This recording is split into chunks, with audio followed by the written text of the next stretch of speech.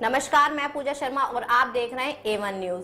पूर्वी दिल्ली के पड़पड़गंज इलाके से जनता की चौपाल कार्यक्रम की शुरुआत होने जा रही है, जिसमें बीजेपी के निगम पार्षद शामिल रहेंगे। सरला चौधरी वार्ड नंबर 217 से, सुदेशना 218 से, देवेंद्र कुमार 219 से और संध्या वर्मा 220 से।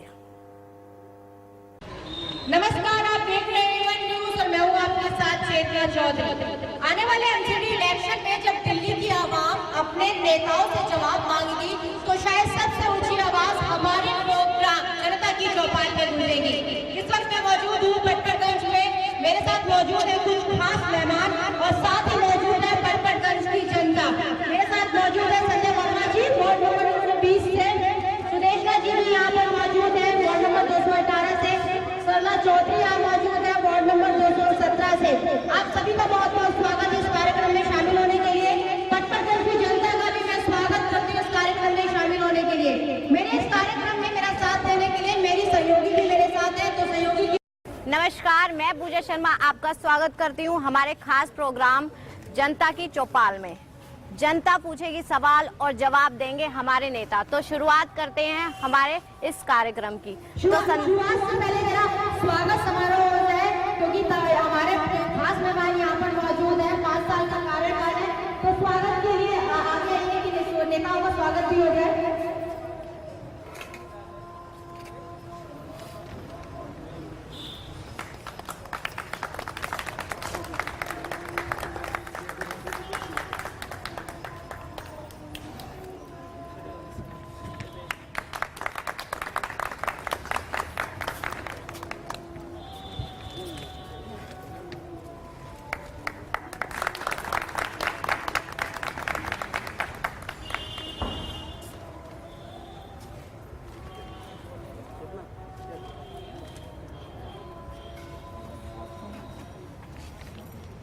गीता सिंह भी हमारे साथ कांग्रेस के युवा है और महिला अध्यक्ष है यहाँ से, तो गीता जी का भी बहुत बहुत स्वागत है यहाँ पे। तो कार्यक्रम की शुरुआत करते हैं। स्वागत समारोह हो चुका है, शुरुआत के लिए सवाल लेते हैं। सवाल करते हैं संध्या जी आपसे कि 5 साल के कार्यकाल में आपने अपने क्षेत्र के विकास के लिए क्या क्या काम किए हैं?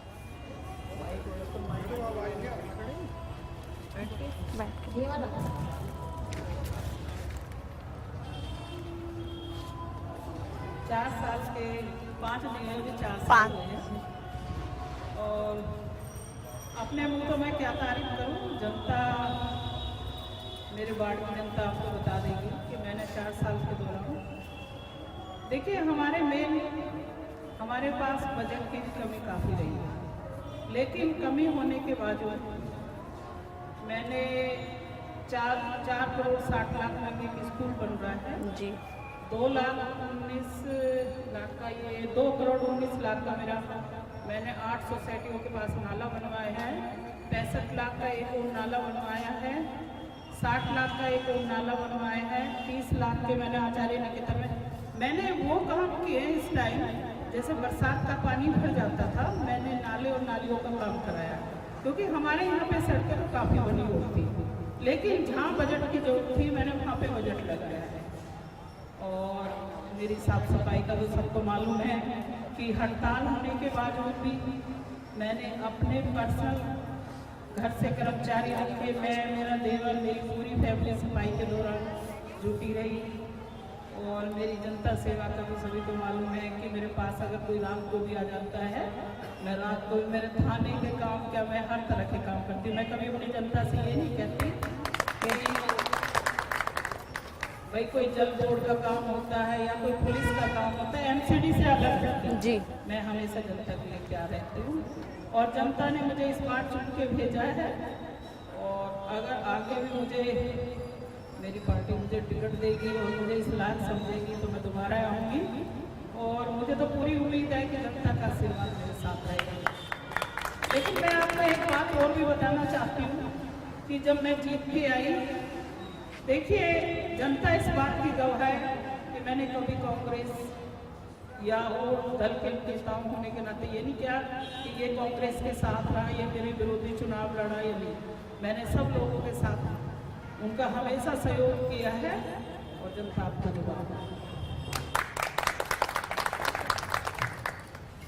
सवाल वही है सुदेशना जी आपसे भी कि 5 साल के कार्यकाल में आपने क्या किया, क्योंकि 5 साल लगभग पूरे होने जा रहे हैं एमसीडी के कार्यकाल में।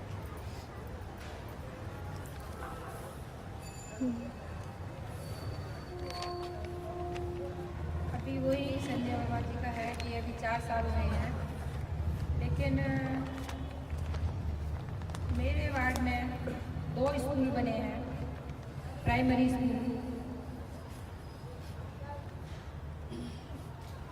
पुलिया बनी हुई है, एक ढलाव नहीं था मेरे वार्ड में, वो ढलाव बनवाया है।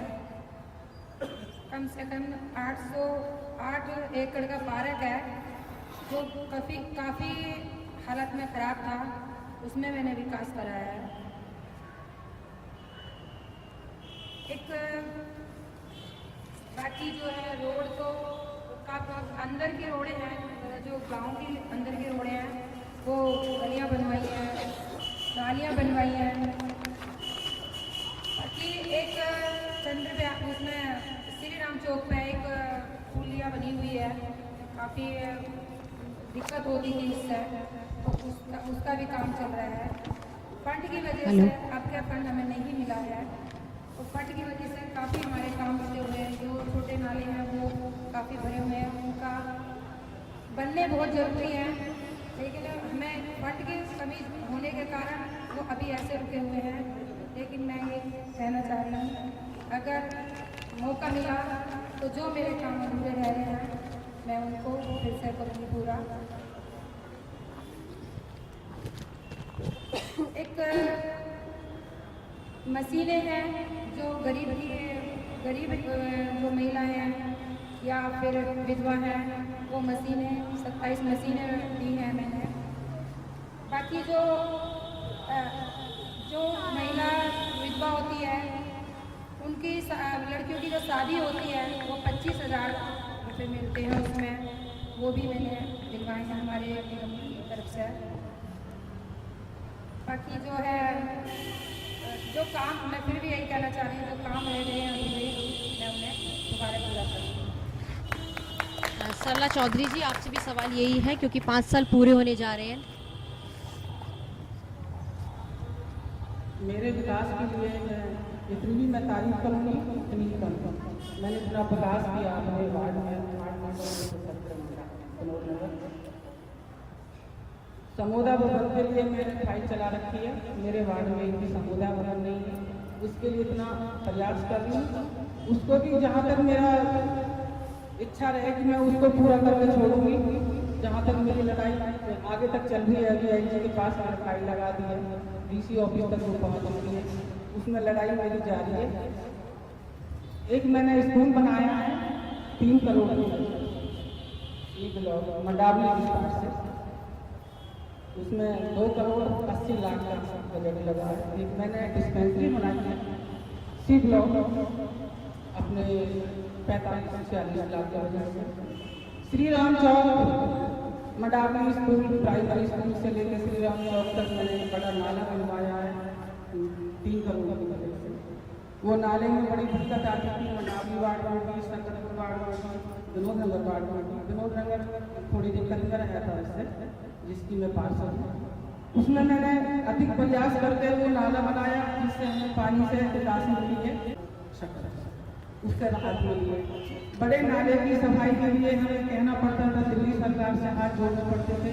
हम अपने कर्मचारियों को लगा के हमने उसकी भी सफाई के लिए प्रयास किया। और वार्ड के अंदर में इतनी गलियाँ नालियाँ बनवाई है हमें, जबकि फंड नहीं मिलता, अनऑथराइज कॉलोनियाँ जिसमें फंड नहीं लगा सकते। जब उन लोगों से वोट मांग सकते हैं तो हमारे अधिकार नहीं जो हम उसमें अपना फंड लगा सकते, फिर भी फंड नहीं मिलता हमें, फिर भी हम अपने फंड बचा के उसमें से प्रयास करके हम लोगों के सामने जो दोबारा से खड़े हो जाए उनके भले के लिए उनके साथ खड़े रहते हैं, हमने फिर भी उसमें काम करा। सरला जी, ये तो बात रही पिछले 5 सालों की, लेकिन अगर पार्टी दोबारा मौका देती है तो जो प्राथमिकता है वो क्या रहेंगी क्षेत्र के विकास को लेकर? क्षेत्र के विकास को लेकर आगे से फिर भी और प्रयास करके ज़्यादा से ज़्यादा हमारा प्रयास जारी रहेगा। हम कभी काम से पीछे नहीं हटेंगे। और तो हमारे लोग ही बताएंगे कि हमने कितना काम किया है। भले अभी बताई तो लोग ही करते हैं, हम अपने मुँह से तारीफ नहीं कर सकते। फिर भी हमारी भलाई हमारे क्षेत्र के लोग, यही मैं कहना चाहती हूँ। और मेरा जो मेरी अभी एक कमियाँ रह गई है उसके लिए मेरा प्रयास जारी है। बद्रीनाथ पार्क है, उसमें मैं शादी करवाती हूँ। 30-35 लड़कियों की मैंने विधवा लड़कियों की शादी कराई है और समुदाय भवन मैंने फ्री में करवाई है। 27 सिलाई मशीन पार्टी करी लोगों के लिए, विधवा महिलाओं के लिए, व्हील चेयर के लिए हासिल करी। जी जी जी मैम, तो 5 साल की बात हो रही है यहाँ पर कि काफी काम किए। सवाल वही है क्योंकि सबके पास जो वार्ड है वो बहुत छोटा होता है और सभी यहाँ पर जो काउंसलर है, मैम आप क्या कहेंगी, क्या प्राथमिकता रहेंगी 5 साल में, आने वाले 5 साल में अगर पार्टी दोबारा मौका देती है तो? आने वाले 5 साल में मैं तो भगवान से एक दुआ करूँगी, एक तो एनसीडी एक हो जाए जिससे कि बजट की प्रॉब्लम और एक केजरीवाल की कंपनी सरकार चली जाए। जो हालात आज हमारी दिल्ली के लोग भुगत रहे हैं, कूड़े के ढेर पे रह रहे हैं। और मेरा तो ये है कि मेरे वार्ड में एमसीडी की कम जमीन है। मैं आपसे सच्चाई बताऊं, मैं चाह के भी तो समुदाय भवन नहीं बनवा पाई क्योंकि डीडी की जमीन है यहाँ पे। हम कैसे मैंने कोशिश की लेकिन नहीं देखते कोई। लेकिन मेरी महिला भाई साहब से बात चल रही है, हमारे एमपी साहब से, उन्होंने मुझे आश्वासन दिया है कि जाकर देख लो। वो 20 साल से वहाँ पे लोग रह रहे हैं लेकिन वो लोग बोलते थे कि मैडम हमारे यहाँ पे कभी, क्योंकि वो नोएडा से और दिल्ली के बीच बॉर्डर पे है। वहाँ पे कोई भी एमएलए आया या कोई निगम पार्षद बना, किसी ने वहाँ पे काम नहीं किया। वहाँ की जनता बोलेगी सिर्फ वहाँ पे मेरे 40 लाख रुपए लगे थे और 40 लाख रुपए में वहाँ पे रोड क्या, नाले क्या, नालियाँ क्या, हर काम मैंने उनको करके दिया।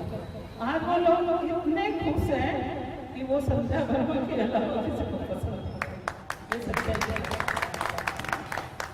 और आगे तो मेरी यही है कि भाई जो काम मेरे रह जाएंगे बजट की कमी के कारण मैं उसको पूरा करूँगा।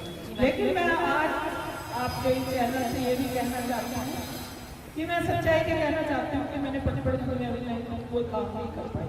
ये सच्चाई है क्योंकि मेरे पास गांव में बजट ही नहीं मिल पाता है, बजट की कमी। अभी मैंने 35 लाख के करीब नालियों का बजट लगाया, अगर मेरा वो पूरा हो जाएगा।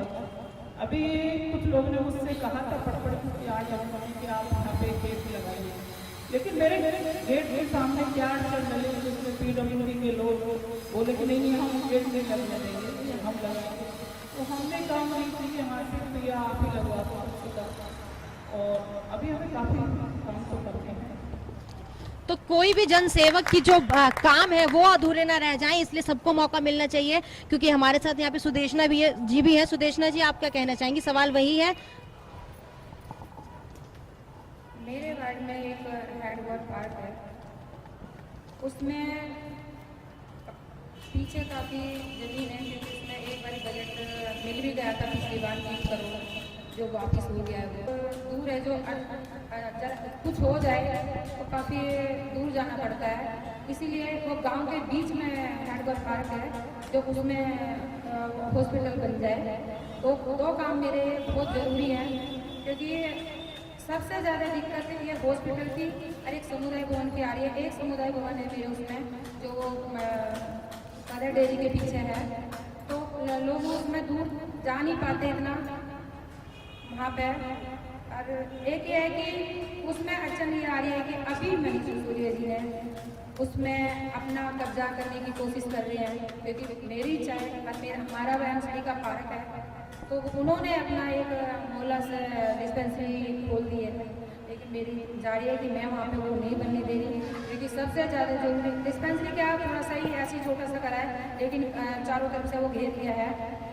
तो मेरी तो चाहिए कि बनाओ तो बड़ा हॉस्पिटल बनाओ ताकि लोगों को सुविधा मिले। काम अधूरे रह गए हैं वो हम काम पूरे करेंगे,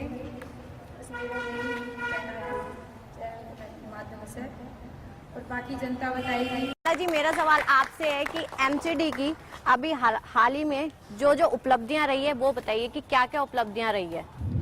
मैं उपलब्धियां बताना चाहती हूँ। मेरे कर्मचारी हमसे बहुत खुश हैं, अधिकारी सभी सब खुश हैं, लेकिन हमारी जो एमसीडी में जो कमियां रही है वो ये आप पार्टी की जो सरकार है वो सभी जानते हैं और मैं भी जानती हूँ और आप भी जानते हैं। ये तो पूछने में क्यों इसका भांडा फोड़ कर रहा था सभी के सामने। तो उनकी बेइज्जती हो जाएगी, वो सुनेंगे उनको भी बुरा लगेगा। मैं नहीं सबका कहना चाहती हूँ, ये सभी जानते हैं। आप पार्टी ने नाच मार रखा है, अभी 13 दिन में हड़ताल खत्म हुई है। हमारे कर्मचारी तुरंत ही काम पे पहुंच गए हैं, हमारे पास तुरंत ही हमारे पास फोन आ जाता है, निर्णय हटा दें।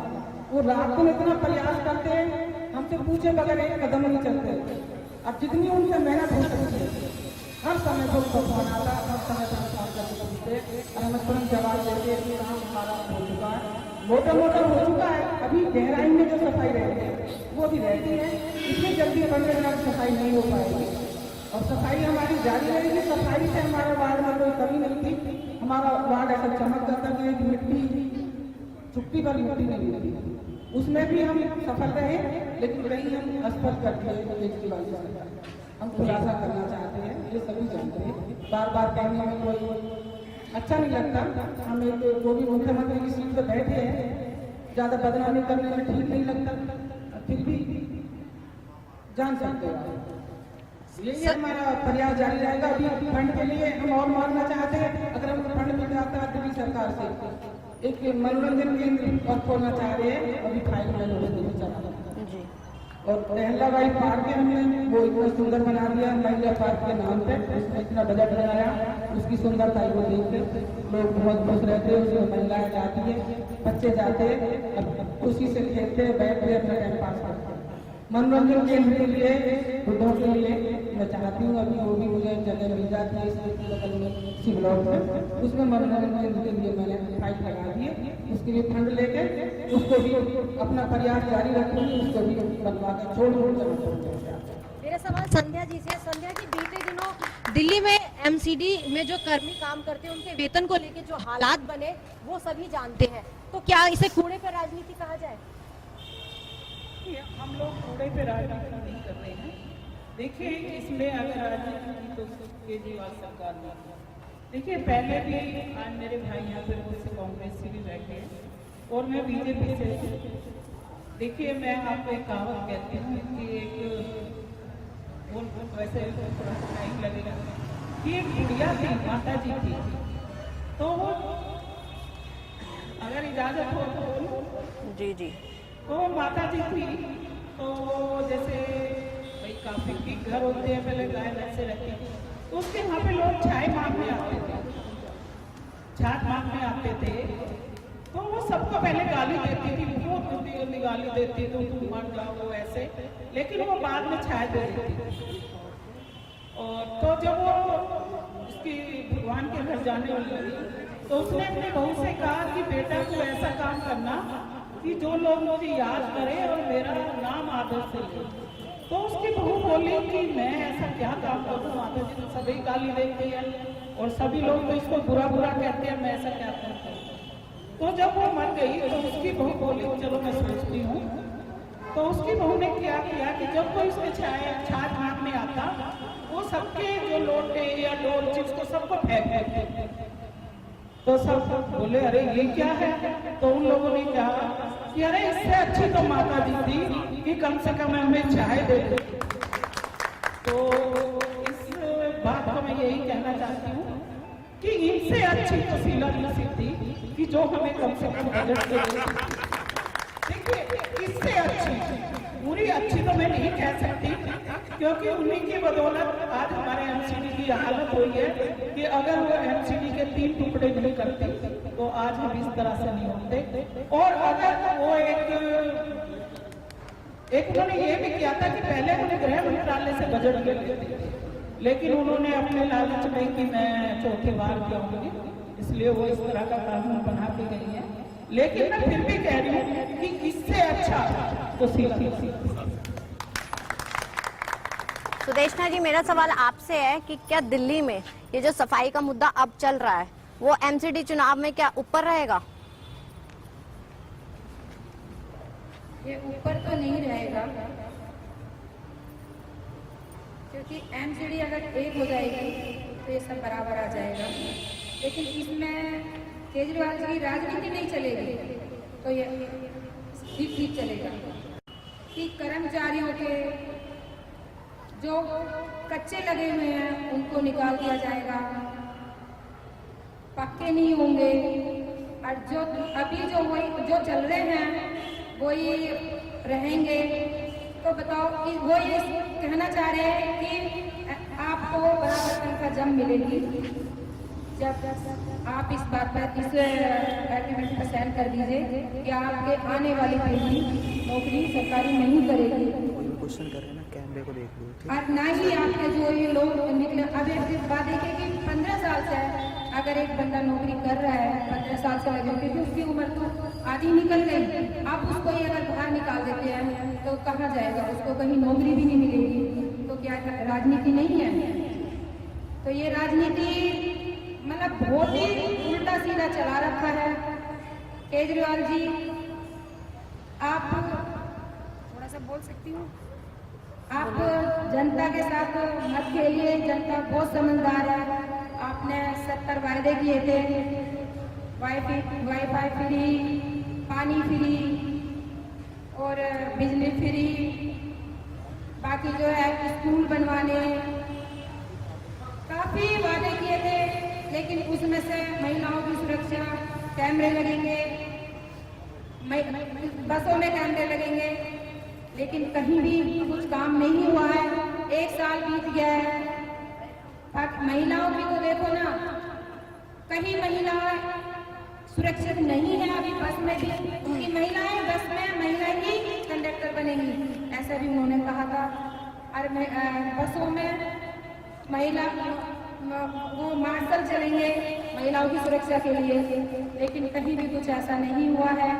सिर्फ वो राजनीति आए दिन कुछ ना कुछ बवाल खड़ा कर देते हैं। एक कम नहीं होता, कितना 500 करोड़ कितना उन्होंने अपने साले को ऐड में दे रखा है। पोस्टर लगवाने, नए पोस्टर लगने, रोज की आए दिन पोस्टर लगवा रखा है। एक काम हुआ नहीं, पहले ही पोस्टर पर टीवी पे छाए रहना। तो ये ऐसे तो राजनीति नहीं चलेगी। वो समझ रहे हैं कि बस मैं केंद्र पे कब्जा करूं। एमसीडी के लालच में ज्यादा आ रहे हैं। तो फिलहाल एमसीडी के लालच में आ रहे हैं कि एमसीडी को एक कर दिया जाए, एक नहीं मतलब एमसीडी को भंग कर दिया जाए। वो ये भी चाह रहे कि एमसीडी को भंग कर दिया जाए और एमसीडी में मैं आऊंगा। लेकिन ये तो पब्लिक के समझेगी और पब्लिक के ऊपर ही है कि आगे क्या होगा।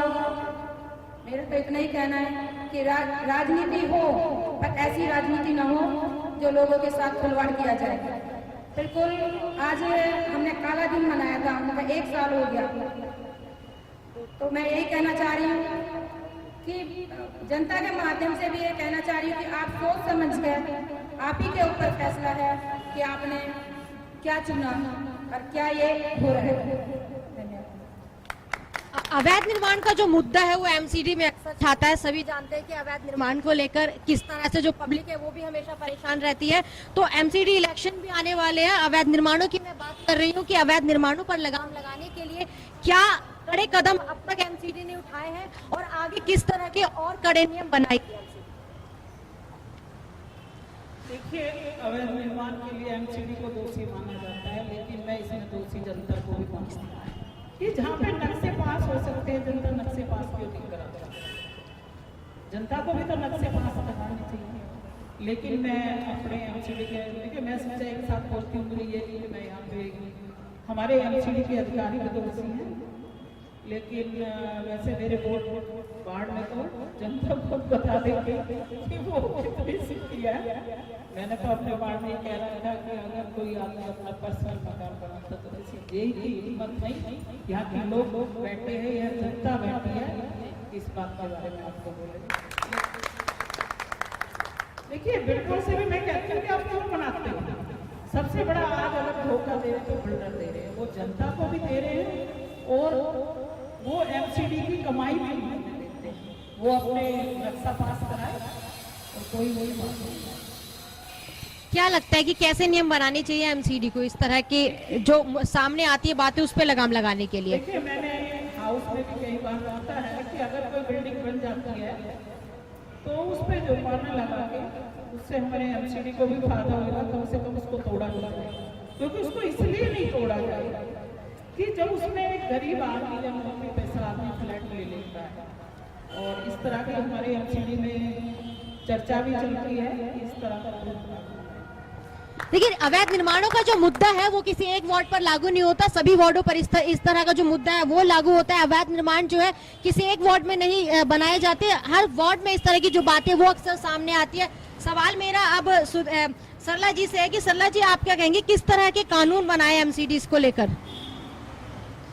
कानून के नाम से बैठ के बनाना चाहिए, कानून के तरीके जो तरीका चलता जो चलना चाहिए। जैसे हमारे बिल्डर मकान बेच के चले जाते हैं, गरीब आदमी उस मकान को लेते हैं, उन पर हथौड़ा चल जाता है, वो रोते हुए फिरते हमारे पास आते हैं परेशान हो गए, तो उसमें हमारा जो रोल रहता है उसमें बिल्डर पर बैठ के उसकी शकल नहीं दिखती है। अब गरीब आदमी को महीने अपने कैसे कैसे बच्चे को एक घोंसला बनाता है, से खरीदता है, देश विदेश से प्रदेश से अपने बच्चों के पालन पोषण करने के लिए दिल्ली में आता है। कोई बिहार का, कोई यूपी का, कोई मध्य प्रदेश का, कोई कहीं का, कोई गढ़वाल का। जब उनको एक घोंसला मिल जाता है तो बड़े चैन से बैठ के अपना रहना चाहता है, तो बिल्डर को ढूंढते तो बिल्डर नहीं मिल पाता। तो ये बहुत बड़ी बात है, बड़ी समस्या की बात है। हम इसमें चाहते हैं कि कहीं कहीं बिल्डर की कमी रहती है, एमसीडी का कोई रोल नहीं है इसमें। एमसीडी वाले भी चाहते हैं कि इसका एक गठन होना चाहिए जिससे वो भी अपने चुप बैठे, यही चाहते हैं जी। सवाल ये है कि अक्सर देखा जाता है कि जब इस तरह के जो मकान बनते हैं, जे या ए आके वहाँ पर जो पैसे के लेन देन की बात करके मकान तैयार हो जाता है। तो मैं आपसे बात कर रही हूँ कि क्या नियम बनाए एमसीडी जो इस तरह की जो चीजें हैं वो सामने ना आए। इसमें तो हम भी तो इसमें यही तो अभी संध्या जी ने बोला, तो वो मैं भी बोलना चाहती हूँ। हमारी मीटिंग में जो सवाल आते हैं हम इस पर यही बोला जाता है, चर्चा इसी पे किसी भी से, लेकिन इसमें जो किसी का नहीं निकला डिस्कशन कि इस बात को कोई पानी दे कि ये काम कैसे होना चाहिए। जब वो चले जाते हैं ऊपर से ऑर्डर हो जाते हैं तो यही तो आई जाते हैं, फिर तोड़ देते हैं। गरीब आदमी जी जी, मेरा सवाल इसी से रिलेटेड है कि इसको और सरल बनाने के लिए क्या उपाय होने चाहिए नक्शे को पास कराने के लिए? नक्शा को पास कराने के लिए तो नक्शा पास हो, लेकिन छोटे जो नक्शा पास हो उसमें कैसे नक्शा पास हो पाएगा? 50 गज में, 30 गज में, 40 गज में नक्शा पास हो जी, तो वो तो अपने कैसे कैसे गरीब आदमी गुजारे के लिए छोटी नौकरी बनाता, पहले 2 कमरे डालता, फिर ऊपर एक कमरा किचन डाल देता बच्चों के हिसाब से, तो उसमें नक्शा पास कैसे हो पाएगा? नक्शा पास तो नहीं हो पाएगा। तो कोई बड़ा फ्लैट बना रहा, बड़ा मकान बना रहा, 100 गज में, 150 गज में, उसका नक्शा पास होगा, ये मैं कहना चाहता हूँ। सुदेशना जी की तरफ। सुदेशना जी, आपकी क्या राय है इसमें? हम अभी इसमें बीच में नक्शे के ऊपर ही बात चली थी, अखबार में भी आया था कि नक्शा पास इसमें कम से कम भी 50 से लेकर 100 गज तक के बीच में होना चाहिए नक्शा पास। तो यही कहना है कि इसका नक्शा पास हो तो कोई दिक्कत ही नहीं आएगी। और जहाँ तक है कि हम भी अभी तक अपने सदन में भी, हाउस में भी, जोन में की मीटिंग में भी, दिल्ली प्रदेश में जो मीटिंग होती है, हम यही कहते हैं कि किसी गरीब का नुकसान ना हो, ये नक्शा पास होना चाहिए। संध्या जी की ओर बढ़ते हैं, संध्या जी से जानने की कोशिश करेंगे। संध्या जी, ऐसा क्या प्रावधान होना चाहिए कि दिल्ली सरकार और एमसीडी एक दूसरे के कामों में हस्तक्षेप ना करें? क्या कोई प्रावधान है ऐसा? देखिए, हम एमसीडी वाले तो उसके काम में कोई विरोध नहीं करते। ये देखिए, पहले से भी तो सरकार चलती आई है एमसीडी और से, ये तो केजरीवाल, इसके बारे में तो वैसे नाम नहीं लेना चाहिए। आज हमारे एमपी साहब परवेज जी ने यही कहा कि ये केजरीवाल एक बवाल है, पागला है। आज से हमने बीजेपी वालों ने उसका नाम बाबा किया। देखिए, हम एमसीडी ने, मैं आपको कहती हूँ कि हम एमसीडी उसके काम में कहाँ दखल देते हैं? वो हमारे काम में दखल देता है। अरे वो कहता है कि मैं एमसीडी मुझे दे दो। अरे भैया, आप अपने को सीवन तो साफ करा लो। आप मुझे ये तो बताए यहाँ पे क्या काम हो रहा है? मैं अपने वार्ड में कह रही हूँ, दूसरे वार्ड में जो मेरी बहनें बैठी हैं, आप उनके पार्क को लेना चाह रहे हो, उसमें आप वो बना रहे। भैया, आपकी कितनी जमीन है उसमें करो ना, क्या आपको दूसरे के काम में अड़चन लगाने की आदत है? वो दिल्ली सरकार, क्योंकि वो मुख्यमंत्री ऐसा बैठ गया, उसको कोई सरकार चलाने की नॉलेज नहीं है। और वो जब उसमें भी था, उसमें इनकम टैक्स में था, उसने वहाँ पे भी कोई काम नहीं किए थे, वो वहाँ पे भी झगड़ा ही रहता था, उसकी तो आदत बन चुकी है। और अभी वो सोच रहा है कि क्या एमसीडी उसके पास आ जाएगी। मैं आपको सच्चाई के साथ कहना चाहती हूँ, जनता उसको परख चुकी है। आज जो कूड़े के ढेर लगे थे उसका जिम्मेदार सिर्फ केजरीवाल और कोई नहीं। वो हमें बजट दे, वो कर्मचारियों की तनख्वाह दे, हम कर्मचारियों का भी इसमें दोष भी कहते हैं। अगर हमारे 3-3 महीने से देखिए सफाई कर्मचारियों को मैं सच्चाई के साथ कहती हूँ कि उनकी 15 दिन होती थी, लेकिन उनका जो बोनस है वो काफ़ी सालों से रुका हुआ। लेकिन जो हमारे डॉक्टर हैं, जो हमारी टीचर हैं, जो हमारी नर्सें हैं, जो हमारे इंजीनियर हैं, जो हमारे ऑफिसर्स हैं, उनकी 3-3 महीने तनख्वाह नहीं मिली। अगर किसी ने अपना मकान या कोई फ्लैट ले लिया तो कहाँ से देगा? किसी को अपने बच्चे की फीस भरनी होती है, वो कहाँ से देगा? भाई वो हमारे एमसीडी में टांग लगाते हैं, हम लोग नहीं लगाते। लेकिन इस मामले से हमें मुक्ति मिले। एमएलए साहब के पास जाऊंगी कि आप हमारी एमसीडी को लेना चाहते हो, लेकिन आप अपने तो काम करके देखिए। सी ब्रोकर क्या मैं अपने रोड पे बताती हूँ किस तरह से लेट लेते हैं। सुदेशना जी, संभाले, वो जो दिल्ली सरकार के अंतर्गत काम आते हैं उनको करे, हम एमसीडी वाले तो अपने काम करेंगे। तो उनसे 4 साल कैसे भुगतेंगे हम? एमएलए साहब तो दिखते ही नहीं है। एमएलए है नहीं, ये तो ये बताना कहाँ जाए हम, किसको रोड? देखिए ये तो आपको, अगर हम लोगों ने ही उसको बनाया है। इलाके का एमएलए एक मिनट जनता के पास आएंगे। आप क्या बोलना चाहते हैं, बताइए क्या हम ये कहना चाह रहे हैं, हमारा इलाके में एमएलए है ही नहीं। अच्छा, एक कारपोरेशन के देवेंद्र जी हैं, जी। उनके पास समस्या लेके जाते जी। हैं, कुछ कर देते हैं, कुछ आते ही नहीं है वो जी, जी। लोग। तो हम किसके आगे रोएं? जी ये बताइए आप। जी बताइए संध्या जी, आप बताइए। आप मेरे पास है, वो मेरा एक छोटा देवर है, लेकिन ऐसा नहीं है कि वो काम नहीं करता, काम करता है और जनता के बीच में भी रहता है। लेकिन अगर आप से कोई प्रॉब्लम है या कुछ कमी है तो मैं उसे समझाऊंगी एक बड़ा होने के नाते कि मैं उसकी बात नहीं। जनता की ये चौपाल है, तो इसलिए जनता यहाँ पर बैठी है, जनता से भी जानने की कोशिश करते हैं, इनसे भी हम जान लेते हैं। क्या कहना चाहेंगे कि काउंसलर आपके सामने बैठे हैं, आपके वार्ड से भी हैं, क्या लगता है कि वार्ड में जो जो अभी तक कहा, क्या विकास हुआ इतना? मैं सिर्फ यही कहना चाहूँगी कि सबसे पहले तो मैं धन्यवाद करूँगी संध्या भाभी जी का कि जिन्होंने ये तो माना कि शीला दीक्षित की सरकार एक सक्सेसफुल, एक जानदार सरकार थी जिसने दिल्ली को एक मुकाम पर पहुंचाया। जब हम पेरिस की बात करने लगे थे, लंदन की बात करने लगे थे, और आज दिल्ली को कूड़ा घर बनना पड़ गया है। लेकिन यहाँ पर हमारे पास 3 काउंसलर बैठे हैं जो बीजेपी से हैं, और अच्छा होता कि यहाँ पर आम आदमी पार्टी का भी कोई होता तो हम उससे सवाल कर पाते। लेकिन जैसे कि सबने बताया, जो उन्होंने काम किए हैं उसके बारे में बताया है, और सुनकर बहुत अच्छा लगा कि उन लोगों ने काम किए हैं।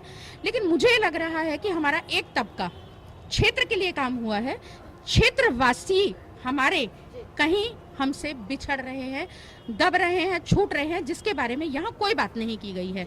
और क्षेत्रवासी की बात मैं करूँ तो हमारी बुजुर्ग पेंशन, विधवा पेंशन जो आप जाकर देखें, चाहे वो कहीं पर भी रहती हैं, उनको पिछले 2 सालों से नहीं मिल रही है। आप समझ सकते हैं, एक परिवार में अगर 2 बुजुर्ग हैं और उनको 1500 रुपया, 1000 रुपए की पेंशन जो हमारी शीला दीक्षित जी की सरकार ने करवाई थी, वो आज बंद पड़ी हुई है। आप समझ सकते हैं कि इतनी महंगाई। मैं एक क्वेश्चन और करूंगी कि बीजेपी से मैं जरूर ये पूछना चाहूंगी कि अच्छे दिन की परिभाषा क्या है? अच्छे दिन आएंगे, वो उसकी परिभाषा अभी लोगों को समझ में नहीं आई है। क्या ये अच्छे दिन है कि 2 साल से पेंशन रुकी पड़ी है? क्या ये अच्छे दिन है कि एक बेटा और एक बहू अपने परिवार को चलाते हैं, अपने बुजुर्गों का बड़े स्वाभिमान के साथ, जिनको 3000 रुपए मिलते थे, वो अपने पोते पोती को भी खिलाते थे और अपने स्वाभिमान के साथ रहते थे कि हमारे पास थोड़ा सा पैसा है। लेकिन आज वो दवा दारू के लिए परेशान हो रहे हैं, और भी बहुत सारी परेशानियां आप समझ सकते हैं परिवार में होती हैं। एक आज का युवा पिस रहा है, महंगाई कहीं खत्म नहीं हुई है, बहुत सारी समस्याएं हैं जो एक नागरिक की होती हैं। और दूसरी बात में, अगर दूसरे मतलब मैं समझ रही हूँ कि एक समय की बंदिश है, नहीं तो मैं बहुत सारा बोल सकती हूँ। केजरीवाल जी से एक सवाल है कि जो वो वादे करके आए थे, तब क्या उनको नहीं मालूम था कि दिल्ली सरकार के अधीन ये सारे चीजें नहीं आती हैं? तब तो उन्होंने बड़े बड़े वादे कर दिए थे। आज वो सिर्फ बीजेपी और आम आदमी के पीस में जो ये जनता पिस रही है, उसके बारे में ये दोनों ही क्यों नहीं सोच रहे हैं? केंद्र में अगर बीजेपी बैठी हुई है और जमीन पे अगर बीजेपी है और बीच में हमारी केजरीवाल है। तो ये तीनों ही मिलकर क्यों नहीं सोच रहे कि हमारे पेंशन वालों को पेंशन मिल जाए, हमारे कर्मचारियों को सैलरी मिल जाए, हमारे हॉस्पिटल के जो नर्सिस स्टाफ है उनको सैलरी मिल जाए और उन लोगों की ये परेशानियां खत्म। सड़क गली थोड़ा टाइम के बाद भी बनेगा, मुझे लगता है ये लोग झेल लेंगे, लेकिन जो एक इनकी समस्या है वो इनकी दूर हो जाए। और केजरीवाल एक बवाल, बहुत अच्छा लगा। आई थिंक सो हम भी यही बोलने वाले हैं कि सचमुच बावले हो गए हैं, उनको सिर्फ वादे करने आते हैं, टांग अड़ानी आती है, करना कुछ नहीं आता है। तो कहीं ना कहीं जो तीसरी पार्टी दिल्ली में सबसे बड़े एक रूप में उभरी थी, आम आदमी पार्टी, उसको लेकर यहाँ पर बीजेपी और कांग्रेस दोनों ही त्रस्त नजर आ रही है। साथ में यहाँ पे जो जनता है वो भी काफी त्रस्त नजर आ रही है। संध्या वर्मा के पास जाना चाहूंगी। संध्या जी, जवाब दीजिए, क्योंकि मोदी जी आएंगे अच्छे दिन लाएंगे का एक नारा था, पेंशन नहीं मिल रही है लोगों को। 60 साल पुरानी कांग्रेस सरकार को जनता ने झेला है और आप सबको मालूम होना चाहिए कि जो मेरी बहन अभी जो पेंशन की बात कर रही थी, इन्हें मालूम होना चाहिए कि हमें केंद्र सरकार डायरेक्ट पैसा नहीं दे सकती, क्योंकि ये भी शीला दीक्षित की कांग्रेस सरकार करके गई और हमें दिल्ली सरकार आर्मी कोर्ट, हम लोग कोर्ट भी गए थे, कोर्ट ने डिसीजन भी दिया है कि इन लोगों को पेंशन मिल जाए। देखिए, हमारी भी उनके साथ होती है, हमें भी बड़ी पीड़ा और दुख होता है कि उन्हें पेंशन नहीं मिलती, लेकिन हम लोग देखिए पूर्वी दिल्ली में सबसे ज़्यादा बजट की कमी है। आज आप मुझे बताइए, ये जो भी हमारी ऑर्गेनाइज कॉलोनी है, एक गाँव में, वहाँ से तो पैसा तो जाता नहीं है, हमारे पास बजट की कमी है, लेकिन हम कोशिश कर रहे हैं। लेकिन वो तो ऐसा शख्स है कि वो तो कोर्ट को भी नहीं माना, क्योंकि कोर्ट को काफ़ी 1 महीने के करीब हो गया कि उनको पेंशन दी जाए।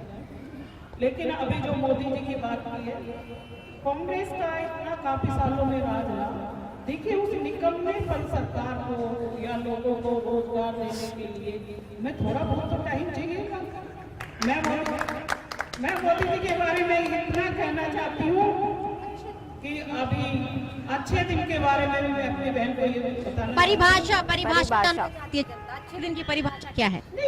देखिए, किसी भी सिस्टम को सुधारने में टाइम तो लगेगा ही, कि कोई हमारे पास ऐसा खजाना तो कांग्रेस ने छोड़ा नहीं है कि जिसको हम घर पर कहते या छोले दे देंगे कि भाई ले जाओ कि आप इसको वो करो। मोदी जी अभी आए हैं, वो सिस्टम को अभी सही करते हैं और सरकार को आपने देखा होगा जो मोदी जी ने स्वच्छता अभियान चलाया था, आपने देखा है कि आज छोटा सा बच्चा भी है, उसको भी थोड़ा सा एक नॉलेज है कि मैं यहाँ पे पूरा ना लोग इतने स्वच्छता अभियान से इतने जागरूक हुए हैं, डॉक्टर क्या, थाने क्या, हर कामों में स्वच्छता अभियान चला है, लेकिन टाइम तो लगेगा ही।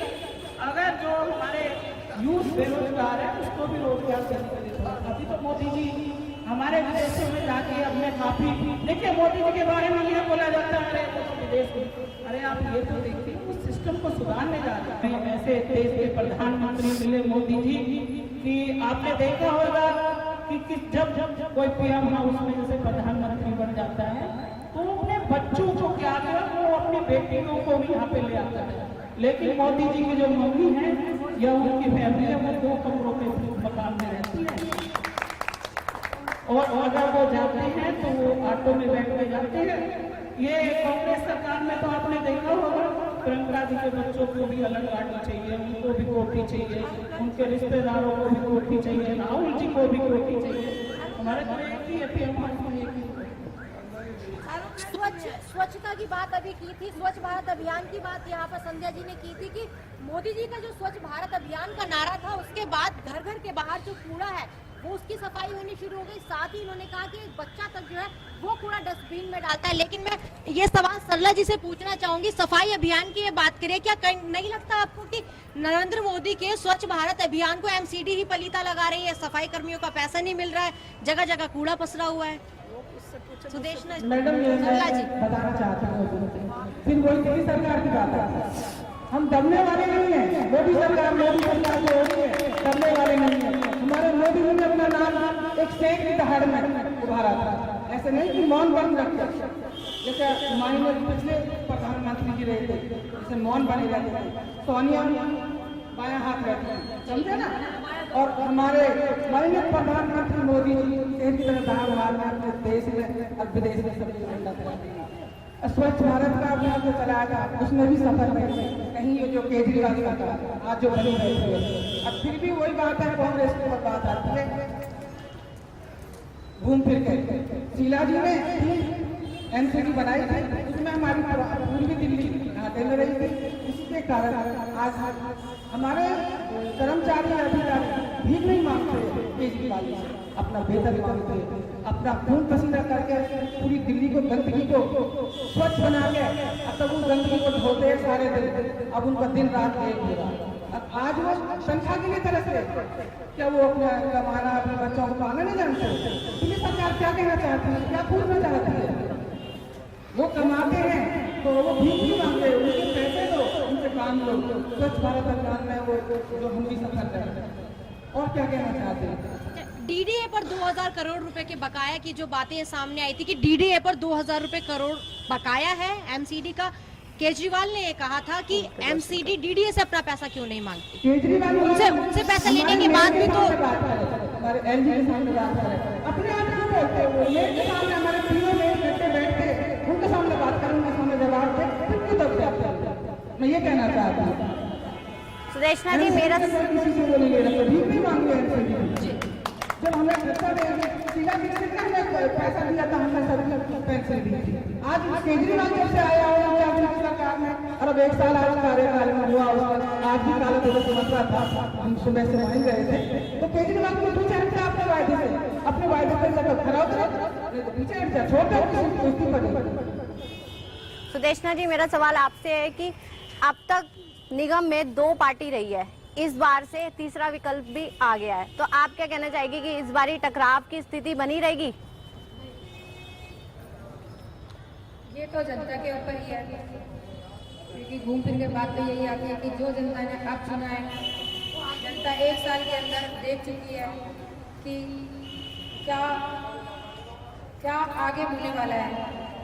अभी अभी मेरी बहन ने ये पूछा था कि अच्छे दिन कैसे आएंगे। मैं यही कहना चाह रही हूँ कि पहले बाप बेटे की सरकार थी, केंद्र में भी कांग्रेस, दिल्ली में भी कांग्रेस, तो बाप बेटे को कब दे दे ये पता नहीं चलता था। और अब जब बेटा है वो नीचे जनता को कैसे देगा? लेकिन ऐसा नहीं है, क्योंकि एक कर्मचारी की तनख्वाह देकर ये सफाई को फेल नहीं कर सकते।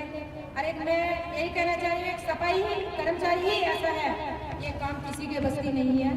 ये सिर्फ जिसका काम उसी को साझे, कर्मचारियों का ठीक ठाक चलता रहेगा, साफ स्वच्छता अभियान काफी अच्छा चलेगा। और दिल्ली क्या पूरा भारत सफाई से रहेगा, साफ सफाई रहेगी पूरे भारत में।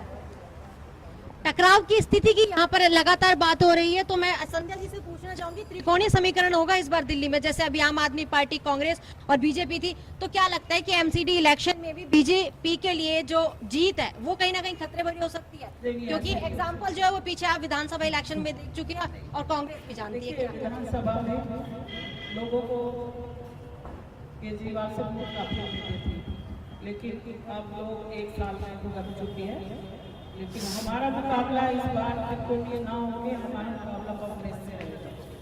देखिए मुकाबला किससे होगा सीधा? नहीं, हमारा कांग्रेस से। आम आदमी पार्टी को अभी भी आप किसी गिनती में नहीं रख रहे? वो तो बस अब बैठते हैं। 67 सीटें आई थी, 67 सीटें। देखिए 1 साल में उस इंसान ने क्या किया? लड़ाई झगड़ा करने के अलावा उसने कुछ काम किया है? अब जब मैं जाती हूँ, क्यों मैं जाऊँ या अमीर तबके में या यूथ में, क्या किया? उसने कुछ नहीं किया। लोग बोलते नहीं है। मैडम लेकिन सवाल ये है कि समस्या का समाधान कैसे होगा? आप बार बार कह रहे हैं कि दिल्ली सरकार फंड नहीं दे रही क्योंकि वो एमसीडी को नीचा दिखाना चाहती है, एमसीडी इलेक्शन आने वाला है, समाधान कैसे होगा? मुझे ऐसा लग रहा है कि अगर एमसीडी में भी आम आदमी पार्टी आ जाए तो समाधान हो सकता है। आप कैसे समाधान करेंगे? फिर समाधान कैसे होगा? पर जनता फिर परेशान होगी, कांग्रेस आएगी फिर परेशान होगी। अगर आम पार्टी आप कैसे अपने आप को मजबूत करेंगे एमसीडी इलेक्शन में?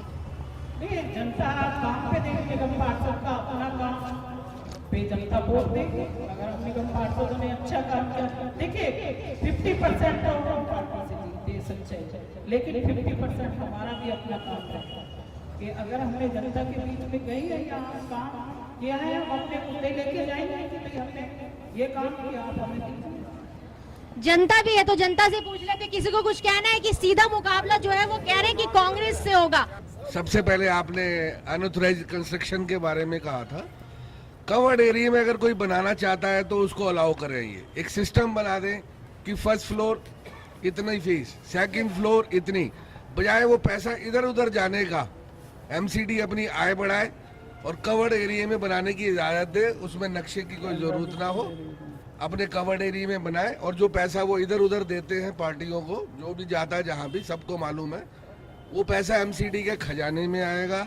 और जहाँ जहाँ वो कमी है, जैसे हाउस टैक्स डिपार्टमेंट है, जो लेप्सिस है वहाँ पर टैक्सेस को, वो उस पर सख्ती बरती जाए बजाय अपनी लड़ाई के। मैं चाहता हूँ कि और जो काम होते हैं उसमें 1 साल 6 महीने प्रोजेक्ट में लेट होता है, इनकी तनख्वाह बढ़ाने में देर नहीं लगती। एक आवाज में विधानसभा हो, लोकसभा हो, निगम हो, एक आवाज में तनख्वाह पास होती है, बजाय उधर ध्यान देने के लोगों की जो भी जरूरत है उनकी तरफ दे। लोगों को क्या चाहिए? बिजली, पानी, साफ सफाई, रोजमर्रा की जो चीजें हैं वो उनको चाहिए। उनको कोई ताजमहल नहीं चाहिए, अशोका होटल नहीं चाहिए।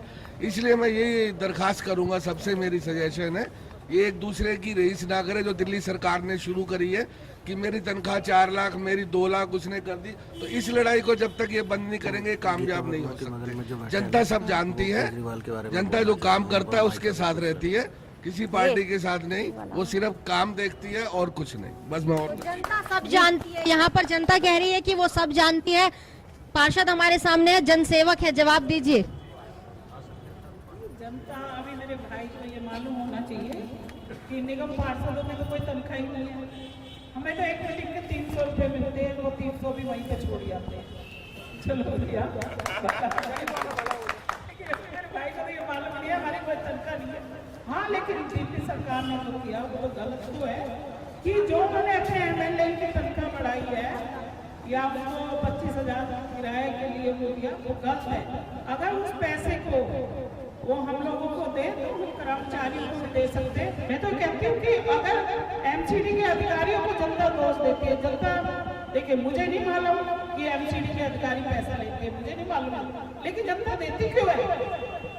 जनता आके निगम पार्षद से बात करे कि भाई वो पैसा दे, हमें क्या पता पैसा देते कि नहीं देते, क्या बदनाम कर रहे हैं एमसीडी को? तो इस बारे में तो मैं यही कहना चाहती हूँ। मैं केजरीवाल से कहना चाह रहा हूँ कि इन्होंने आज तक, जब तक सीएम बने 1 साल हो गया आज उनका पूरा कार्यकाल, इन्होंने जो भी काम किया बहुत ही निंदनीय काम किया है। और पहला गड़बड़ इन्होंने किया है कि जो तनख्वाह 2.5 लाख तनख्वाह किया विधायकों का, ये हमारा सीधा राजकोष का गरीब जनता का साथ अन्याय किया गया। दूसरी बात, इन्होंने जो भी काम किया वो एक बच्चे जैसी हरकत किया इन्होंने। इस जनता साथ बहुत गलत काम किया दिल्ली गवर्नमेंट के। ये बताइए, आप यहाँ पहुँचे एक जनता की चौपाल है कि आपके क्षेत्र की कोई समस्या है जिससे आप रूबरू कराना चाहते हैं अपने पार्षद को, पार्षद सामने सवाल आप कर सकते हैं, समाधान होगा। पार्षद से हमें या कोई शिकायत है किसी से नहीं है, लेकिन हमें केजरीवाल के जो आदमी प्रतापनगर आचार्य कदम टहल रहे हैं, वो एक क्या कहते हैं कि तुम कन्वेंस चार्ज मत जमा करो, हाउस टैक्स मत जमा करो, हमें 1000 रुपये मंथली दिया करो।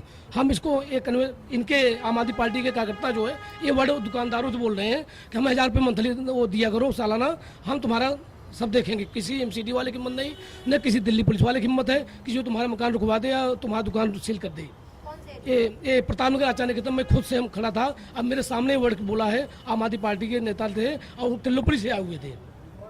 और ये वर्ड हम सोचते हैं कि न्यूज़ चैनल पे जाए और केजरीवाल तक पता लगे कि हमारे आदमी का। दूसरी बात और रीजन है, केजरीवाल को भी पता होना चाहिए कि जितनी बसें हैं सारी इधर है, एक भी नोटा के लिए कोई गाड़ी नहीं है। जनता नोटा मोड़ पे आके घंटों वहाँ खड़ी होती है, जाम पड़ती है, एक भी आदमी को तो वहाँ सुलभ नहीं होता। कोई डीटीसी बस नोटा के लिए कोई नहीं है। पार्षद के साथ जो शिकायतें हैं वो काफी कम देखने को मिल रही है, लेकिन विधायक की जो समस्या है वो अनगिनत यहाँ पर है। मैम, आपसे पूछना चाहूंगी, जैसा कि अभी उन्होंने कहा कि आम आदमी पार्टी के लोग आते हैं, कन्वर्जन चार्ज भरने के लिए मना करते, तो लगता है कि एमसीडी को वो कहीं ना कहीं जो घाटा है वो कहीं ना कहीं लगाने की कोशिश कर रहे हैं। तो लग ही रही है कि हम लोग फेल हो, लेकिन हम लोग फेल होने वाले नहीं है कि ऐसी सरकारों से हम लोग डरते नहीं। और अभी जो मेरे भाई ने बोला है कि लोग फिर से आ रहे, आप हमें बताइए कि मैं उन्हें देखते हो कि उनकी हिम्मत कैसे कि हमारे यहाँ पे आके वो किसी को धमकी दे या वैध उठाएगा।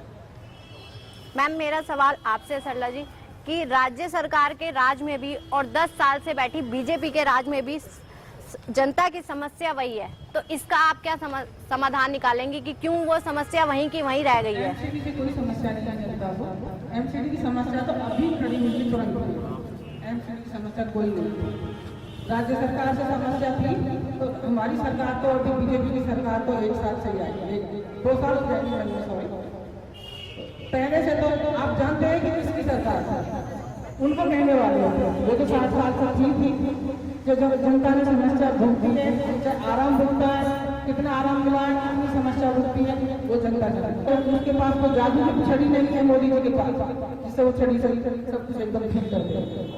एमसीडी की समस्या अब 6 महीने से खड़ी हुई है, 1 साल आज हुआ, 6 महीने से हमारे कर्मचारी को जो वेतन नहीं मिल रहा है, उसके कारण कहीं ना कहीं केजरीवाल चाहते हैं कि एमसीडी को हम अपने कब्जे में लेंगे, लेकिन हम भी अपने कब्जे से छोड़ देंगे।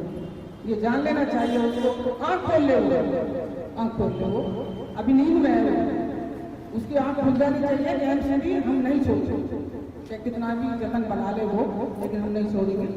जितना हमारी एमसीडी को गिराना चाहता है वो, हम एमसीडी को नहीं गिरा देंगे, और हमारी जनता जवाब देगी उसका कि हम काम कर रहे हैं नहीं कर रहे हैं, और हमारे कर्मचारी कितना काम कर पाते कितना नहीं कर पाते।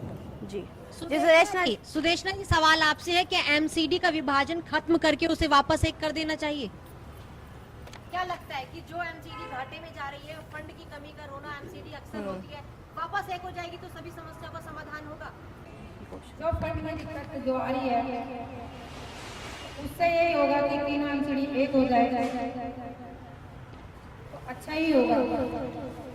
बाकी जो है कहना यही चाह रही हूँ कि आज एरिया में सिर्फ पार्षद ही दिखाई देते हैं, एमएलए कहीं दिखाई नहीं देते। फिर भी बात यही है कि जिस पीछे थोड़ा सा जो ये कि एमसीडी फेल हो जाए या कैसे आएगी या कैसे नहीं आएगी, अपने काम पे निगम पार्षद के काम पे एमसीडी आएगी, ये तो जनता ही बताएगी। इवन सब जगह भरे हुए हैं नाले, उसके पीडब्ल्यूडी के नाले भरे भरे। और एक बात और कहना चाह रही हूँ कि दिल्ली सरकार के आने से एक पीडब्ल्यूडी बड़ा जोर दे रही है, वो तो कम से कम ये सोच रही है कि सरकार, दिल्ली सरकार ये क्या आई है, तो निगम पार्षदों के काम में तो घना ही आड़ा लगा रहा है। पीडब्ल्यूडी वाले कभी नाला साफ नहीं कर रहे, कभी आके देखते नहीं हैं। एक बिजली वाले बहुत धमकी दे रहे हैं लोगों को, घर घर में मीटर, अच्छे भले मीटर लग रहे हैं। मैं थोड़ा सा मोड़ इधर को दे रही हूँ क्योंकि सभी बातों का पता चलना चाहिए। अच्छे भले मीटर लग रहे हैं, केजरीवाल जी ने क्या करा है कि ठेका दे दिया उनको, बाहर लगाओ। कमाई कैसे होगी? कमाई उनकी होगी ना। मीटर जो इन्होंने बढ़ाए हैं, मीटर पे जो मीटर का वैसे भी पैसा बढ़ा रखा है, लेकिन अच्छे वाले मीटर थे। और जो मीटर चेक करने आ रहे हैं, अभी देखो ना, एक बारी अभी बात है, राशन की दुकान चल रही है, राशन की दुकान पे बोल रहे कि आप 4000 रुपये इन्होंने हर एक राशन की दुकान पे से बांध रखा है। और ये मैं सबूत भी दे दूँ, राशन की दुकान। तो इसी तरह ये चुपके काम कर रहे हैं, वो जो इन्होंने अपने बंदे छोड़ रखे हैं ना, वो यही काम कर रहे हैं घरों में चुपके, क्योंकि किसी को पता ना चला, लेकिन जनता सब जान रही है और सब दिखाई दे रहा है। इनके विधायकों की तनख्वाह जो बढ़ रही है वो तो इनकी है ही, वो लोगों के सामने बढ़ रही है। जो इन्होंने कलेक्टर को रख रखे हैं वो कोई फ्री में नहीं रह रहे, कम से कम 30-40 हज़ार रुपये दे रहे हैं। वो कहाँ से दे रहे हैं? जनता का विकास रुक रहा है, जनता का दोनों इसकी उसमें फ्रंट में जनता का विकास रुक रहा है, किसी पे कोई पद नहीं है, कुछ नहीं है, तो इनको तनख्वाह कहाँ से दे रही है? तो इस तरह से एमसीडी को ये फेल करेंगे क्या? लेकिन ऊपर वाला और पब्लिक के हाथ में, दोनों के हाथ में एमसीडी का।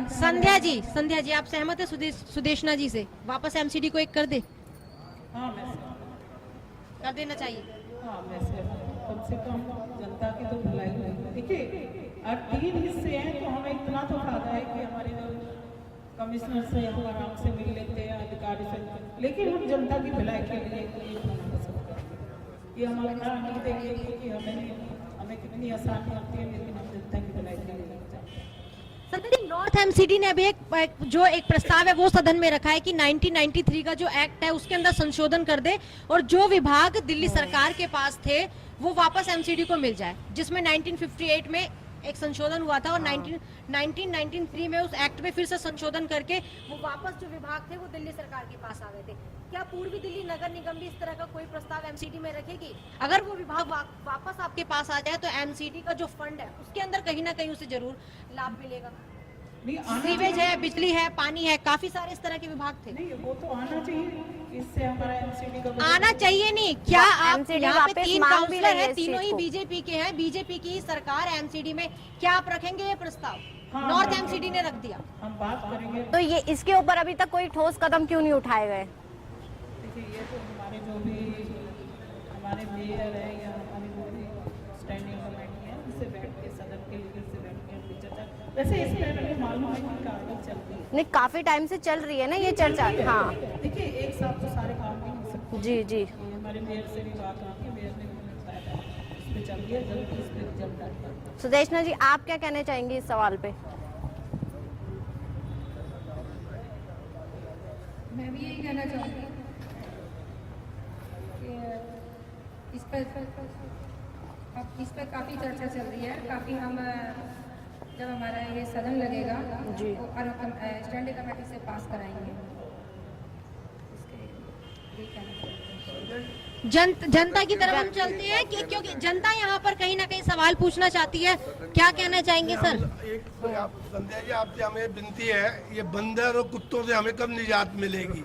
हमने हर एक जगह मेयर को, काउंसलर को हर एक जगह लिख के लेटर भी दिए, प्रूफ भी दिए। 2 आदमी मर चुके हैं बंदरों की दहशत की वजह से, छत पे से नीचे गिर गए। कुत्तों की आए दिन काम वालियाँ काम करने के लिए आती हैं, कुत्ते उनको काट खाते हैं, वो बेचारे टीके भी नहीं लगवा सकते।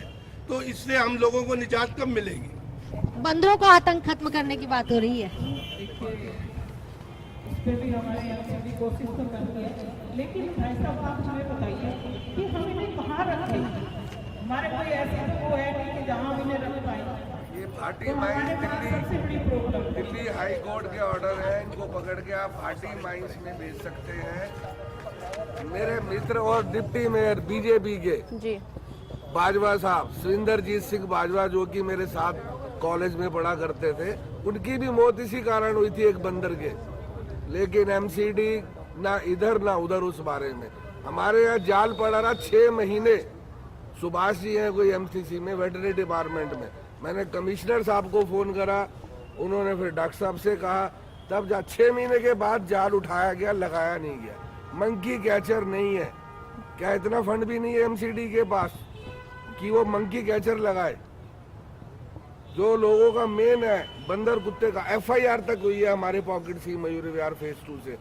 आज तक वाले, तेज वाले 4 चैनल आए, हर न्यूज़पेपर में दिया, मेयर साहब को लिखा, कमिश्नर साहब को लिखा, काउंसलर साहब ने सब जगह दरखास्त दी, लेटर लिख के, सारी कॉपियां मेरे पास मौजूद है। लेकिन आज तक उसके ऊपर 1% भी एक्शन नहीं है। 6 महीने जाल पड़ा रहा, एमसीडी को सुध नहीं है उसकी। इस बारे में बहुत ज्यादा पटल में आप पकड़ के छोड़ेंगे कहाँ पे? अब ये तो बताइए, पूरी दिल्ली में इतने बंदर हैं, इतने कुत्ते, अब हम लोगों में ये संस्कार नहीं है कि हम आप लोग अपना अपना वार्ड भी देखेंगे ना तो समस्या काफी हल हो जाएगी। आप अपने वार्ड में देखिए। देखिए, मैं इस बार नहीं, अपने अपने वार्ड के अंदर आप देखेंगे ना तो ये इसकी हमें मुक्ति मिल सकती है इनसे। ये नहीं है कि आपके पास जगह नहीं है, जगह भी है, सब कुछ है। आप इसकी कार्रवाई कीजिए। देखिए, मैं बड़ी भाग्यशाली हूँ कि मेरी जनता तो मुझसे शिकायत नहीं है। हमारे वार्ड में आपके देवर से हमारे देवर से भी बात करूंगी, वैसे वो काफी काम करते हैं। देखो, उन्होंने अपनी तरफ से लिखा, लेकिन ऊपर से कोई थोड़ा सा मैडम कुछ लोग अभी पूछ रहे थे मैम तीनों से ही एक सवाल है, अगर पता की उम्मीदों पर और पार्टी के भरोसे पर खरा उतर पाएंगे? खरा उतरेंगे, क्योंकि हमारे 5 साल चलती है और जनता हमें जानती भी, और हमारे मोदी जी का विकास का नारा है, हमें केंद्र सरकार मोदी जी के नाम पे भी काफी वोट मिलेगा जी, और हमने तो काम किया ही। सुदेशना जी, बंदर हैं या ये भी लोग ही हैं, कुत्ते हैं, लेकिन उनको पकड़ के वही इनका कहना है कि उनको कहाँ रखेंगे। लेकिन हमारी इच्छा है कि आने वाले टाइम में हमारे अच्छा बजट आ जाए तो हम इनके लिए एक छोटा सा हॉस्पिटल खोल सकते हैं अपने अपने वार्ड में।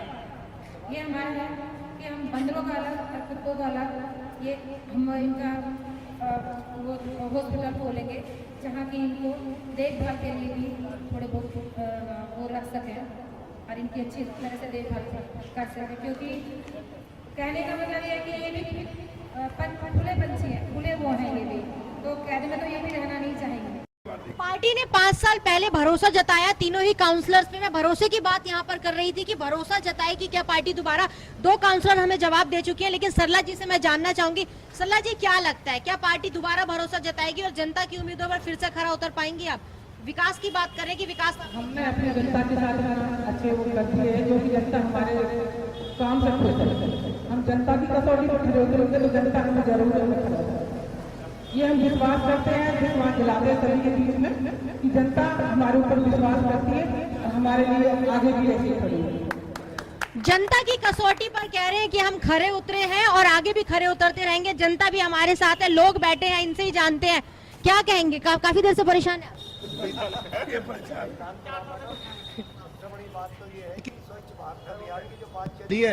स्वच्छ भारत अभियान की जो बात चली है उसको सही मायनों में समाधान नहीं हो पा रहा उसका। स्वच्छ भारत अभियान का जिस प्रधानमंत्री जी ने नारा दिया कि हम पूरी देश को स्वच्छ भारत बनाएंगे, जब दिल्ली स्वच्छ भारत के अभियान के तहत साफ सफाई ना हो पा रही तो और राज्यों का या पूरे हिंदुस्तान का क्या होगा। पहला मुद्दा ये, किसी पॉलिटिशियन आधार पर मैं बात नहीं कर रहा बल्कि एक सामाजिक हैसियत से बात कर रहा हूँ, सोशल वर्कर हूँ मैं।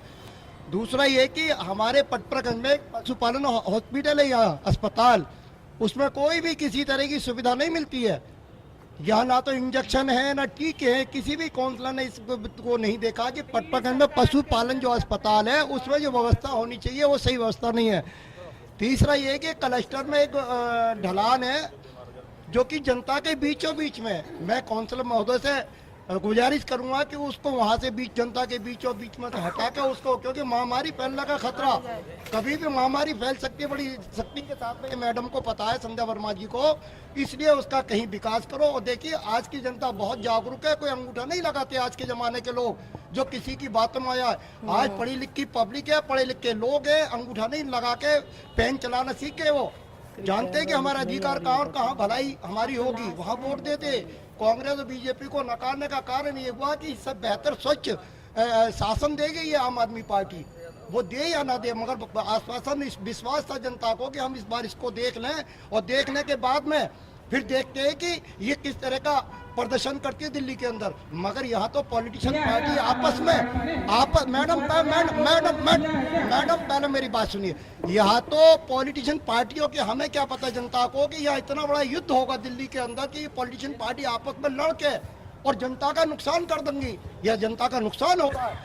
यानी कि पॉलिटिशियन पार्टियों के आधार पर जनता का नुकसान हो रहा है। जनता ने इसलिए वोट नहीं दिया, जनता ने इसलिए वोट दिया कि हमारा विकास होगा, हमारा समाधान होगा और हमें सारी फैसिलिटी मिलेगी। नेता का मतलब ये होता है समाज सेवा, समाज सेवा, उसी को पॉलिटिक्स कहते हैं। अब पॉलिटिक्स को अगर किसी और रूप में देखा जाए तो वो गलत है, इसलिए हम चाहते हैं कि सेवा होनी चाहिए। तो कहीं ना कहीं संध्या जी, आपने कहा था कि आपके वार्ड में शायद इतना काम करने के लिए नहीं है, आपने जो भी अभी तक देखा वो आपने काम किया, विकास भी किया। आपने कहा आपके पास ज्यादा जमीन नहीं है एमसीडी की, लेकिन एक जो यहाँ पे जनता बैठी है उनका ये पक्ष है कि पशुपालन का जो विभाग है वहाँ पर दिक्कतें हैं, साथ ही ढलाव घर की जो शिकायत है वो भी आपको बता रहे हैं। देखिए मैं अपने नसीब भाई साहब को बताऊं, इन्हें इतनी नॉलेज ही नहीं है कि वो दिल्ली सरकार के अंतर्गत आती है, ना कि वो एमसीडी के अंतर्गत।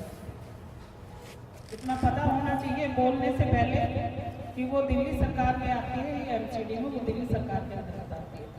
अभी ढलाव की बात कर रहे हैं, अगर कोई शख्स अपने पर्सनल लालच में सोचे कि मेरे घर के पास ढलाव ना रहे, औरों के घर के पास कूड़े के ढेर लग जाएगा, हमेशा समय समय पे मैं उस ढलाव को साफ कराती रहती हूँ।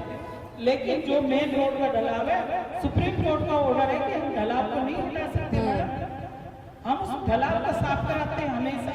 लेकिन लोग घुमा के देखते हैं कि जब सब्जी मंडी लगती है वह चिकन के वो टुकड़े होते हैं उसको डाल देते, क्या ढलाव रेगुलर साफ नहीं होता। लेकिन मैं बहुत स्पष्टवादी निगम पार्षद हूँ, मैं उस ढलाव को बंद ना करा के मैं बाहर के एक ढलाव पे इतना वजन नहीं डाल सकती कि वहाँ वो कूड़ा रोडों पे पड़ा रहे और वहाँ के लोग जो निकले उन्हें प्रॉब्लम हो।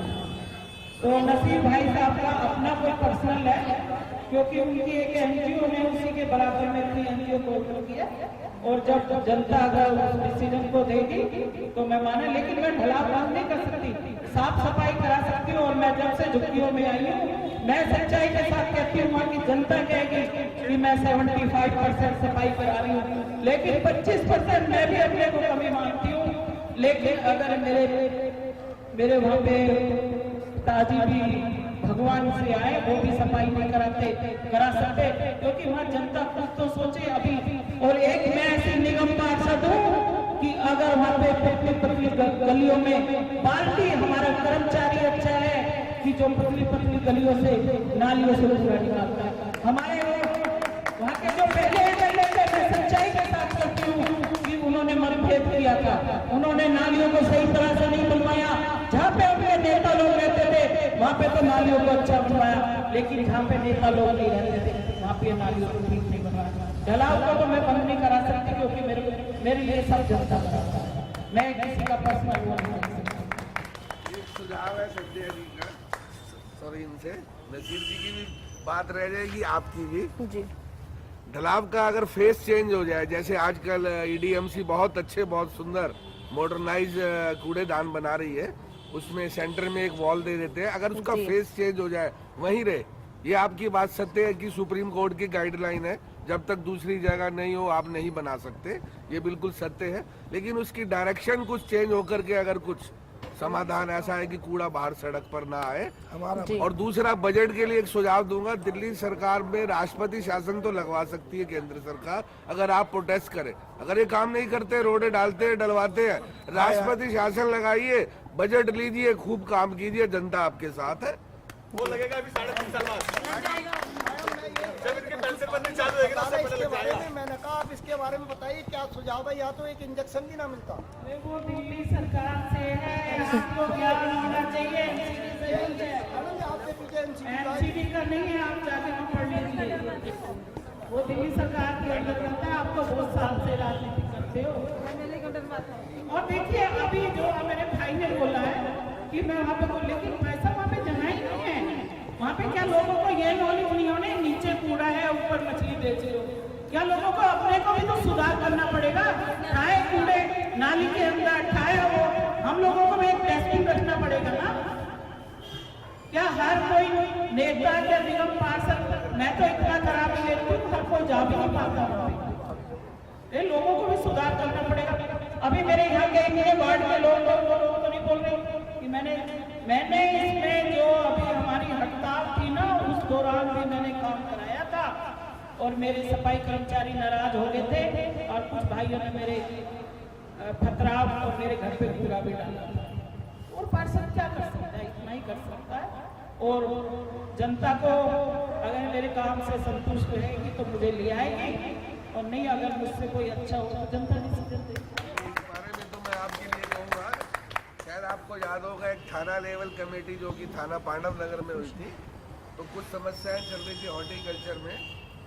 तो मैं संजय जी का धन्यवाद करूँगा, हमारी वार्ड के प्रतिनिधि ना होने के नाते भी इन्होंने ऑफर दी थी कि मेरे लायक कोई सेवा हो इस डिपार्टमेंट में, तो मैं अपना स्टाफ, अपना पर्सनल ट्रैक्टर भेजने के लिए तैयार हूँ। मैं इनके शब्दों की वो बहुत इज्जत करता हूँ, मान करता हूँ कि इतना सहयोग इन्होंने कहा, चाहे मैंने नहीं दिया, लेकिन उन्होंने मुझे आश्वासन भी दिया और कहा भी कि मैं सेवा के लिए तत्पर तैयार हूँ। मैं इसलिए इनका धन्यवाद करता हूँ। शायद कहीं ना कहीं जो 5 साल के काम है वो यहाँ पर दिखाई दे रहे हैं। मैंने भी देखा कि जो जनता की जो शिकायत है वो ज्यादा नहीं आई है। फंड की कमी एमसीडी में अक्सर रहती है, तो मैं तीनों से ही ये जानना चाहती हूँ कि फंड की कमी के चलते कौन कौन से काम है जो इलाके में छूट गए, और अगर पार्टी दोबारा मौका दे और जनता भी दोबारा मौका दे तो वो कार्य आपके लिए सर्वोपरि रहेंगे। मेरा तो एक समुदाय का रहेगा, और इतने मेरे इलाके में कोई बड़े काम। सुदेशना जी, आप फंड की कमी के चलते नहीं हो पाया, चाहते थे लेकिन क्षेत्र के विकास के लिए। मेरा एक तो हॉस्पिटल है जो अभी मैंने बोला था कि बच्चा के लिए, और एक पार्किंग के लिए मनाने में बहुत दिक्कत है, पार्किंग नहीं है, तो उसके वो भी मेरा रहेगा कि अगर मेरे को जगह कहीं मिल जाती है तो मैं पार्किंग का भी मुद्दा लेकर आऊंगी। बाकी तो